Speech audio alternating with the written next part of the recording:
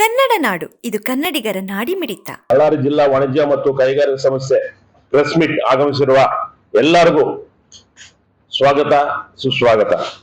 ಬಳ್ಳಾರಿ ಜಿಲ್ಲಾ ವಾಣಿಜ್ಯ ಮತ್ತು ಕೈಗಾರಿಕಾ ಸಂಸ್ಥೆ ನೇತೃತ್ವದಲ್ಲಿ ಬಳ್ಳಾರಿ ಜಿಲ್ಲಾ ಆಡಳಿತ, ಜಿಲ್ಲಾ ಪಂಚಾಯಿತಿ, ಕೃಷಿ ತೋಟಗಾರಿಕೆ, ರೇಷ್ಮೆ, ಮೀನುಗಾರಿಕೆ, ನೀರಾವರಿ ಮತ್ತು ಪಶುಸಂಗಮ ಇಲಾಖೆ, ಬಳ್ಳಾರಿ ಜಿಲ್ಲಾ ಕಾಟನ್ ಅಸೋಸಿಯೇಷನ್, ಕರ್ನಾಟಕ ರಾಜ್ಯ ಕೃಷಿ ಪರಿಕರ ಮಾರಾಟಗಾರ ಸಂಘ, ಬಳ್ಳಾರಿ ಜಿಲ್ಲಾ ಘಟಕ, ಬಳ್ಳಾರಿ ಎಪಿಎಂಸಿ ವರ್ತಕರ ಸಂಘ, ಬಳ್ಳಾರಿ ದಲಾಲರ ವರ್ತಕರ ಸಂಘ ಹಾಗೂ ರೈತರ ಸಮುದಾಯದ ಸಹಕಾರದಲ್ಲಿ ಗುಣಮಟ್ಟದ ಬೀಜ ಮತ್ತು ವೈಜ್ಞಾನಿಕ ಬಿತ್ತನೆ ವಿಷಯದ ಕುರಿತು ಮೇ 26 ಮಂಗಳವಾರ ಎಪಿಎಂಸಿ ಆವರಣದಲ್ಲಿ ಕೃಷಿ ಮೇಳವನ್ನು ಏರ್ಪಡಿಸಲಾಗಿದೆ. ಕೃಷಿ ಸಚಿವರಾಗಿರುವ ಎನ್ ಚೆಲುವರಾಯ ಸ್ವಾಮಿ ಅವರಿಗೆ ಹೋಗಿ ನಾನು ಆಹ್ವಾನ ಮಾಡಿದ್ದೀನಿ. ನಮ್ಮ ಚೇಂಬರ್ ವತಿಯಿಂದ ಅಧ್ಯಕ್ಷರು ಮತ್ತು ಖಜಾಂಚಿಗಳಿಗೆ ಅವರಿಗೆ ಇನ್ವೈಟ್ ಮಾಡಿದ್ವಿ. ಅವ್ರು ಬರ್ಲಿಕ್ಕೆ ತಯಾರಿದ್ದಾರೆ. ಮತ್ತೆ ಇವರು ಜಮೀರ್ ಅಹಮದ್ ಹತ್ರ ಹೋಗಿದ್ವಿ. ಅವರು ನಾನು ಡಿಲ್ಲಿಗೆ ಹೋಗ್ತಾ ಇದ್ದೀನಿ, ಮಂಜಣ್ಣ ಬರ್ಲಿಕ್ಕೆ ಆಗಲ್ಲ ಅಂತ ಹೇಳಿದ್ರು. ಚೆಲುವರಾಯ ಸ್ವಾಮಿ ಅಂತೂ ಬರ್ತೀವಂತ ಅವರು ಮಾತು ಕೊಟ್ಟಿದ್ದಾರೆ.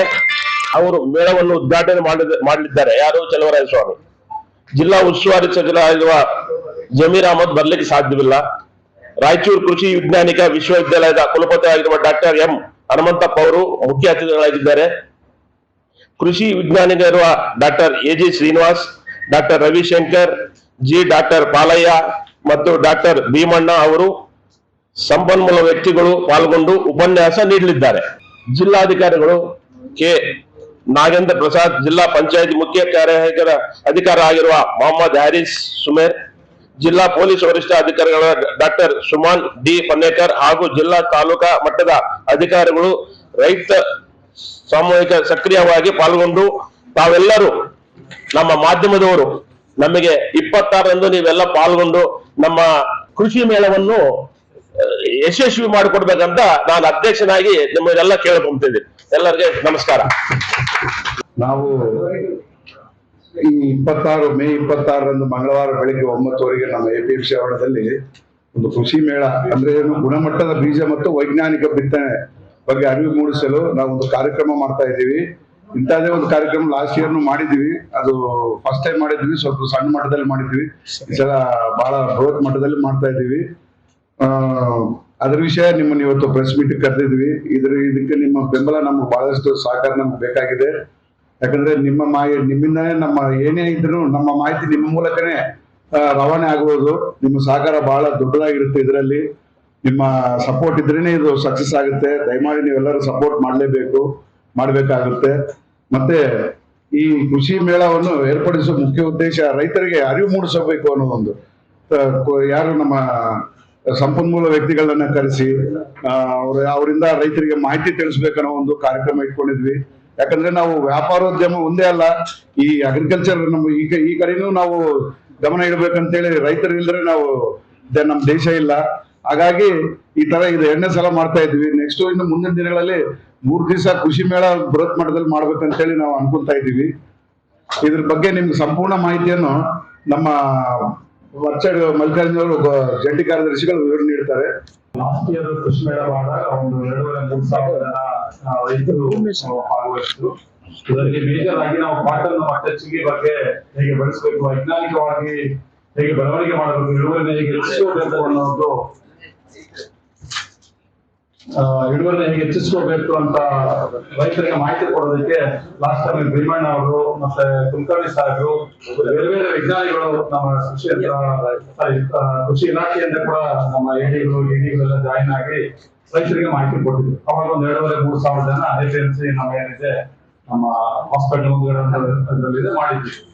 ಅದೇ ಈ ವರ್ಷ ಅದನ್ನೇ ದೊಡ್ಡ ಮಟ್ಟದಲ್ಲಿ ಈ ಕೃಷಿ ಯಂತ್ರೋಪಕರಣಗಳ ಬಗ್ಗೆನೂ ಮಾಹಿತಿ ಸಿಗ್ಬೇಕು. ಟೆಕ್ನಾಲಜಿ ಏನ್ ಅವೈಲೇಬಲ್ ಇದೆ ರೈತರಿಗೆ, ಯಾವ್ಯಾವ ಇಕ್ವಿಪ್ಮೆಂಟ್ಸ್ ನ ಬಳಸ್ಕೊಂಡು ರೈತರು ಬೆಳವಣಿಗೆ ಮಾಡಬಹುದು, ಒಳ್ಳೆಯ ಬೀಜಗಳನ್ನ ಎಲ್ಲಿ ಪರೀಕ್ಷೆ ಮಾಡಬೇಕು, ಯಾವ್ಯಾವ ರೀತಿಗಳ ಬೀಜಗಳು ಸಿಗ್ತಾ ಇದಾವೆ, ಅದನ್ನ ಕೀಟಗಳನ್ನ ಹೆಂಗೆ ನಿಯಂತ್ರಣ ಮಾಡೋರು ಅಂತ ಮಾಹಿತಿ ಕೊಡ್ತಾ, ಜೊತೆಗೆ ವೈಜ್ಞಾನಿಕವಾಗಿ ಬೆಳೆಗಳನ್ನ ಬೆಳೆಯೋದಕ್ಕೆ ಬೇಕಾದಂತ ಉಪಕರಣಗಳನ್ನು ಡ್ರೋನ್ ಸ್ಪ್ರೇಯರ್ಸ್ ಆಗಿರ್ಬೋದು, ಪೆಸ್ಟಿಸೈಡ್ ಸ್ಪ್ರೇಯರ್ಸ್ ಆಗಿರ್ಬೋದು, ಟ್ರಾಕ್ಟರ್ಸ್ ಆಗಿರ್ಬೋದು, ಇಂಪ್ಲಿಮೆಂಟ್ಸ್ ಆಗಿರ್ಬೋದು, ಯಾವ್ದಾದ್ರು ಅಂದ್ರೆ ಟೋಟಲ್ ಫಾರ್ಮ್ ಮೆಕ್ಯಾನಿಸಮ್ ಏನಿದೆ ಅಂದ್ರೆ ಮೆಕನೈಸೇಷನ್ ಯೂಸ್ ಮಾಡ್ಕೊಂಡು ಈ ರೀತಿಯ ಹೊಸ ತಂತ್ರಜ್ಞಾನ ಯೂಸ್ ಮಾಡಿಕೊಂಡು ಕಡಿಮೆ ವೆಚ್ಚದಲ್ಲಿ ಅಂದ್ರೆ ಏನು ಇವತ್ತಿನ ದಿವಸ ನಮ್ಗೆ ಎಸ್ಪೆಷಲಿ ಲೇಬರ್ ಸಿಗೋದು ಬಹಳ ಕಷ್ಟ ಆಗಿರೋದ್ರಿಂದ ಕಡಿಮೆ ವೆಚ್ಚದಲ್ಲಿ ಹೆಚ್ಚು ಇಳುವರಿನ ಬೆಳೆಸ್ಕೊಳ್ಳೋದಕ್ಕೆ ಬೇಕಾದಂತ ಎಲ್ಲ ಸಲಕರಣೆಗಳ ಉಪಕರಣಗಳ ಪ್ರದರ್ಶನ ಮತ್ತು ಮಾರಾಟ ಹಾಗೂ ಗವರ್ಮೆಂಟ್ ಡಿಪಾರ್ಟ್ಮೆಂಟ್ ಕಡೆಯಿಂದ ಎಲ್ಲ ಇಲಾಖೆಗಳ ಕಡೆಯಿಂದ ಏನೇನು ಸಬ್ಸಿಡಿ ಇದೆ, ಸ್ಕೀಮ್ಸ್ ಏನೇನಿದೆ, ರೈತರು ಅದರಿಂದ ಹೇಗೆ ಲಾಭ ಪಡ್ಕೋಬಹುದು, ಯಾವ್ದಾದ್ರು ಇಕ್ವಿಪ್ಮೆಂಟ್ ನ ಪರ್ಚೇಸ್ ಮಾಡಬಹುದು, ಏನ್ ರೇಟ್ ಸಿಗುತ್ತೆ ಅಂತ ಮಾಹಿತಿಗೋಸ್ಕರ ಎಲ್ಲಾ ಡಿಪಾರ್ಟ್ಮೆಂಟ್ ನವರು ಕೂಡ ಒಂದೊಂದು ಸ್ಟಾಲ್ ಹಾಕಿದ್ರೆ ಅವರು ಮಾಹಿತಿ ಕೊಡ್ತಾ ಇರ್ತಾರೆ.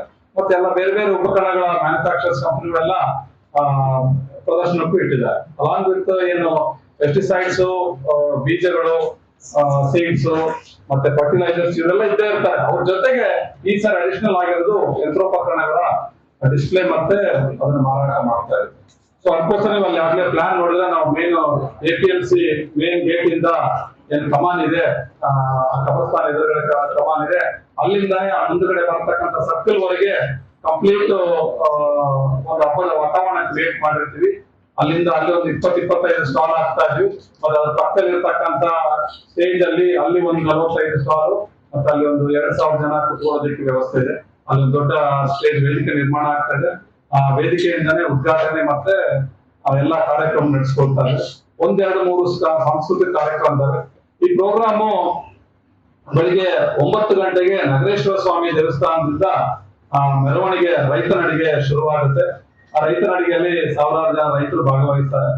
ಅದ್ರ ಜೊತೆಗೆ ವಿಜೃಂಭಣೆಯಾಗಿ ಸಾಂಸ್ಕೃತಿಕ ಅದರಲ್ಲಿ ವೀರಗಾಸೆ, ಡೊಳ್ಳು ಕುಣಿತ, ಅಕ್ಕಿಪಿಕ್ಕಿ ಜನಾಂಗದವರ ಒಂದು ನೃತ್ಯ, ಮತ್ತೆಲ್ಲ ರೈತರು ಬಂಡಿಗಳ ಮೂಲಕ ಒಂದು 8-10 ಬಂಡಿಗಳು ಜಾಯಿನ್ ಆಗ್ತಾ ಇದ್ರೆ ಬಂಡಿ ಮತ್ತೆ ಟ್ರಾಕ್ಟರ್ಗಳ ಮೂಲಕ ಅಲ್ಲಿಂದ ಮೆರವಣಿಗೆ ನಾಗೇಶ್ವರ ಸ್ವಾಮಿ ದೇವಸ್ಥಾನದ ಮೆರವಣಿಗೆ ಸ್ಟಾರ್ಟ್ ಆಗಿ ನಮ್ಮ BDCC ಕೃಷಿ ಮೇಳ ವೇದಿಕೆ ಇದೆ, ಅಲ್ಲಿವರೆಗೆ ಮೆರವಣಿಗೆ ಬರುತ್ತೆ. ಆ ಮೆರವಣಿಗೆ ಬಂದ್ಮೇಲೆ ಉದ್ಘಾಟನೆ ಮತ್ತು ಎಲ್ಲ ನಮ್ಮ ಸಂಪನ್ಮೂಲ ವ್ಯಕ್ತಿಗಳಿಂದ ನಮ್ಮೆಲ್ಲ ರೈತರಿಗೆ ಮಾಹಿತಿ ಕೊಡುವಂಥದ್ದು. ಅದಾದ್ಮೇಲೆ ಪ್ರದರ್ಶನ ಒಂದು 4-5 ಗಂಟೆವರೆಗೆ ಕಂಟಿನ್ಯೂ ಆಗ್ತಾ ಇರ್ತದೆ.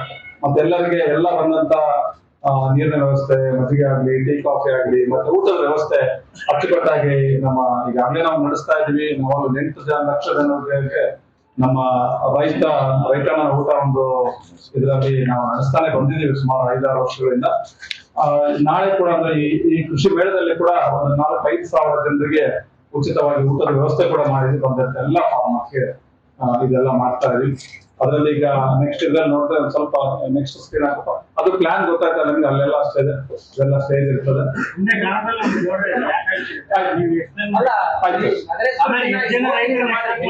ಒಂದು 5,000 ಜನ ಎಕ್ಸ್ಪೆಕ್ಟ್ ಮಾಡ್ತಾ ಇದ್ದೀವಿ. ಅವ್ರು ಪ್ರತಿ ಊರಲ್ಲಿ ನಾವು ಪರ್ಮಿಷನ್ ನಗರ ಸ್ವಾಮಿಗಳಿಂದ ಕೇಳಿದ್ವಿ. ಇಲ್ಲ, ಬೆಳಿಗ್ಗೆ 8-8:30 ಆಲ್ರೆಡಿ ಸೀಡ್ಸ್ ಪರ್ಚೇಸ್ ಮಾಡಿದ್ದಾರೆ.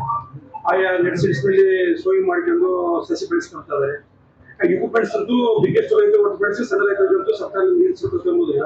ಈ ಟೈಮ್ನಲ್ಲಿ ಕೃಷಿ ಮೇಳ ಮಾಡಿದ್ರೆ ರೈತರಿಗೆ ಏನು ವೈಜ್ಞಾನಿಕವಾಗಿ ಏನು ಮಾಹಿತಿ ಕೊಡಲಿಕ್ಕೆ ಸಾಧ್ಯ ಆಗ್ತದೆ? ಸರ್, ಲಾಸ್ಟ್ ಟೈಮು ನಾವು ಜೂನ್ 2nd ವೀಕಲ್ಲಿ ಮಾಡಿದ್ವಿ. ನಮ್ಮ ಅತಿ ವ್ಯಾಪಾರಸ್ಥರು ಇವ್ರು ಏನಿದಾರೆ, ಚಿಲ್ಲಿ ಮೆರ್ಚೆಂಟ್ಸ್ ಏನಿದಾರಲ್ಲ ಸರ್, ಯಾಕಂದ್ರೆ ನಮ್ಗೆ ನೀರು ಬರೋದೇ ಜೂನ್ ಎಂಡಿಂಗ್ನಾಗ ಬರುತ್ತೆ. ವಾಟರ್ ಬರೋದು ಲೇಟ್ ಇದೆ. ಬಟ್ ಈಗ ಸಸಿ ನರ್ಸರಿ ಬೆಳೆಸ್ಗಳಿಗೆ ಈಗ ರೈಟ್ ಟೈಮ್ ಆಲ್ರೆಡಿ ಪರ್ಚೇಸ್ ಮಾಡ್ತಾರೆ ಸೀಡ್. ಹೌದು ಸರ್, ದುಬಾರಿ ಬೆಲೆ ರೇಟ್ ಇದೆ. ಆಮೇಲೆ ಈ ಸೀಡ್ಸ್, ಈ ಚಿಲ್ಲಿ ರೈತರು ಬೀದಿಯಾಗಿದ್ರು, ಜಗಳ ಆದವು, ಪೊಲ್ಯೂಷನ್ ಆದವು, ಕೂಡ ಸೀಸಸ್ ಆದವು. ಇಂಥವೆಲ್ಲ ಮಾಡೋ ಟೈಮ್ ಈಗ ಇನ್ ಟೈಮ್ ಆಗ್ತದೆ. ಇಲ್ಲ ಸರ್, ನಮ್ಗೆ ನಮ್ಮ ರೈತರಿಂದ ಮಾಹಿತಿ ತಗೊಂಡೇ ಮಾಡಿದ್ ಸರ್. ಇಲ್ಲಾಂದ್ರೆ ಮಾಡ್ತಾ ಇದ್ದಿಲ್ಲ ನಾವು. ಇನ್ನು ಮುಂಚೆ ಮಾಡೋಣ ಅಂದ್ರೆ ಇಲ್ಲ ಎಂಡಿಂಗ್ನಾಗ ಮಾಡ್ರಿ, ಮೇ ಎಂಡಿಂಗ್ನಾಗ ಮಾಡ್ರಿ ಅಂತ ಹೇಳಿ ಸುತ್ತಮುತ್ತ ರೈತರೆಲ್ಲ ಮಾಹಿತಿ ತಗೊಂಡು ನಮ್ಮ ಕಾರ್ನರ್ಸ್, ನಮ್ಮ ಮರ್ಚೆಂಟ್ಸ್ ಎಲ್ಲರೂ ಮತ್ತೆ ಮಾಹಿತಿ ಕೊಟ್ಟಿದ್ದಕ್ಕೆ ಈ ತರ ಮಾಡಿದ್ವಿ ಸರ್. ನೀರಾವರಿ ರೈತರನ್ನ ಉದ್ದೇಶಿಸಿಕೊಂಡೇ ಮಾಡಕತ್ರಿ ನೀರು ಬರ್ಬೋದು ಕಾಲುವೆಗೆ ಅಂತ. ಇಲ್ಲ ಸರ್, ನಮ್ಮ ಬಳ್ಳಾರಿ ಜಿಲ್ಲೆಯ ಅಥವಾ ಪಕ್ಕದ ಜಿಲ್ಲೆ ಆಗಲಿ ಬರಡು ಭೂಮಿಗಳಲ್ಲಿ ಅಥವಾ ಬರಡು ಕರಿಚಾಯಿ ಇರೋ ಜಿಲ್ಲೆಯ ರೈತರನ್ನು ಉದ್ದೇಶಿಸಿ ಏನಂತ ಸರ್ ಇನ್ನು ಅಂದ್ರೆ ಸರ್ ಬೈಲೋಲಕ್ಕೆ ಇನ್ನೂ ಟೈಮ್ ಇದೆ ಸರ್. ಇಲ್ಲ ಸರ್, ಬೈಲೋಲಕ್ಕೆ ಇನ್ನೂ ಟೈಮ್ ಇದೆ ಸರ್. ಇವಾಗ ಬೈಲೋಲಕ್ಕೂ ಟೈಮ್ ಇದೆ ಸರ್. ಅದ್ರ ಬಗ್ಗೆನೂ ನಾವು ಈ ಸಲ ನಮ್ಮಲ್ಲಿ ತೋರ್ದಾಲ್ ರೆಡ್ ಗ್ರಾಮ್ ಬಹಳ ಮಂದಿ ಹಾಕಿದ್ದಾರೆ ಸರ್. ಅದ್ರ ಬಗ್ಗೆನೂ ಒಂದು ಪ್ರೋಗ್ರಾಮ್ ಮಾಡಿದ್ವಿ ಸರ್ ನಾವು. ಯಾಕಂದ್ರೆ ಸರ್ ಇನ್ನು ಅದು ರೆಡ್ ಗ್ರಾಮ್ ಹಾಕೋದಕ್ಕೆ ಇನ್ನೂ ಟೈಮ್ ಇದೆ. ಏನ್ ಸರ್ ಇವಾಗ ಪರ್ಚೇಸ್ ಮಾಡ್ತಾ ಇದ್ದಾರೆ? ಅಲ್ಲ ಸರ್ ಸೀಡ್ ತಗೋತಾ ಇದ್ದಾರೆ ಏನ್ ಸರ್ ವೈಜ್ಞಾನಿಕವಾಗಿ ಏನ್ ಯಾವ ತರ ಬೆಳಿಬೇಕು ಅನ್ನೋದನ್ನ ಒಂದು ಮಾಡ್ತಾ ಇದೀವಿ ಸರ್. ಅಲ್ಲ ಆಗ್ತದೆ ಸರ್, ನೀವು ಟೈಮ್ ಇದೆ ಯಾಕಂದ್ರೆ ಸೀಡ್ ಪರ್ಚೇಸ್ ಮಾಡ್ತಾ ಇದ್ದಾರೆ. ಅಲ್ಲ ಸರ್ ನೆಕ್ಸ್ಟ್ ಅದನ್ನ ಕನ್ಸಿಡರ್ ಮಾಡ್ಕೊಂತೀವಿ ಸರ್. ಇನ್ನೊಂದ್ಸಲ ನೆಕ್ಸ್ಟ್ ಬೇಕಾದ್ರೆ ನಾವು ಜೂನ್ 2ನೇ ವಾರದಲ್ಲಿ ಮಾಡಿದ್ವಿ ಸರ್. ಎಲ್ಲ ಸಜೆಷನ್ ತಗೊಂಡು ಈಗ ಮೇ ಲಾಸ್ಟ್ ವೀಕ್ ಅಲ್ಲೇ ಮಾಡ್ತಾ ಇದ್ದೆ. ಮುಂದಿನ ಸಾರಿ ನಾವು ಆಲೋಚನೆ ಮಾಡಿ ಮಿಡ್ ಆಫ್ ದ ಮೇ ಮಾಡಿದ್ರು ಇನ್ನು ಒಳ್ಳೆ ಇನ್ನೂ ಟೈಮ್ ಇದೆ, ಬಟ್ ಆಲ್ರೆಡಿ ಸ್ಟಾರ್ಟೆಡ್ ಆಗಿದೆ. ಹೌದು ಆಕ್ಟಿವಿಟಿ ಸ್ಟಾರ್ಟ್. ಸರ್ ಎಲ್ಲ ರೈತ ಸಂಘಟನೆಗಳು ಎಲ್ಲ APMC ವರ್ತಕರು ಇದರಲ್ಲಿ ಇನ್ವಾಲ್ವ್ ಇದ್ದಾರೆ. ಅವರು ಸರ್ ರಾಜ್ಯ ರೈತ ಸಂಘ ಅವರು ನಮ್ಮನ್ನು ಅಪ್ರೋಚ್ BDCCI ಕಾರ್ಯಕ್ರಮ BDCCI ಇಂದ ಮಾಡ್ತಾ ಇದ್ವಿ. ನಮ್ಮಲ್ಲಿ ಇರ್ತಕ್ಕಂಥ ಎಲ್ಲ ಅಸೋಸಿಯೇಟ್ ಯಾರು ಇದ್ದಾರೆ ವರ್ತಕರು ಅದು ಡಿಪಾರ್ಟ್ಮೆಂಟ್ ಬೇರೆ ಸುಮಾರು ಲಿಸ್ಟ್ ಇದೆ. ಅದ್ರಲ್ಲಿ ಯಾರು ನೋಡಿದ್ರೆ ಅವ್ರನ್ನ ತಗೊಂಡಿದೀವಿ. ಅವ್ರನ್ನ ಬೀಜ ಅಥವಾ ರಸಗೊಬ್ಬರ ಸಮಸ್ಯೆ ಆದಾಗ ರೈತರ ಪರವಾಗಿ ಧ್ವನಿ ಎತ್ತೋರೆ ಈ ಒಂದು ರೈತ ಸಂಘ. ಅವರೇ ಸ್ಟೇಷನ್ಗಳಿಗೆ ಹೋಗಿ ಇದನ್ನು ಪಂಚಾಯತಿ ಮಾಡಿ ನರ್ಸರಿ ಕಡೆಯಿಂದ ಅಷ್ಟು ಇಷ್ಟು ಒಂದು ಸ್ವಲ್ಪ ಪರಿಹಾರ ಕೊಡಿಸುವಂತರು ಅಂತವ್ರು ನಿಮ್ ಜೊತೆ ಸೇರ್ಸ್ಕೊಂಡಿದ್ರೆ ಹೆಲ್ಪ್ ಆಗ್ತಿದೆ.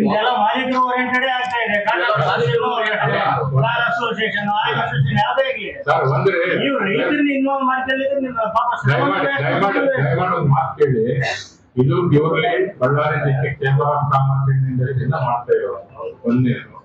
ಆಮೇಲೆ ಇವತ್ತು ಪತ್ರಕರ್ತರು ಇರ್ಬೋದು, ವ್ಯಾಪಾರಸ್ಥರು ಇರ್ಬೋದು, ಮಿಲ್ ಓನರ್ಸ್ ಇರ್ಬೋದು, ಬೇಸಿಕಲಿ ಮೊದಲು ಅವ್ರು ಸ್ಟಾರ್ಟ್ ಆಗಿದ್ದೆ ರೈತ ಫ್ಯಾಮಿಲಿ.